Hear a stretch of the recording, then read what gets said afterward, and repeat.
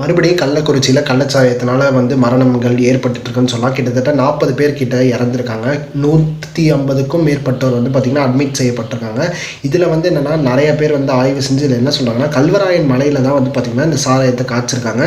But ஆனால் இந்த சாராயத்தில் methanol mix பண்ணதுனால நிறைய பேர் இதை குடித்ததுனால பார்த்திங்கன்னா அவங்களோட உறுப்புகள் செயலிழக்க ஆரம்பித்து ஹாஸ்பிட்டலில் அட்மிட் ஆகிறாங்க. அண்ட் நிறைய பேர் இறந்தும் போயிடுறாங்க. பட் ஆனால் இந்த கள்ளச்சாராயம் குடித்தது அப்படின்றது பார்த்திங்கன்னா இந்த அடிக்ஷன் அப்படின்ற ஒரு விஷயம் ஒன்று மேஜர் ரீசனாக இருக்குது.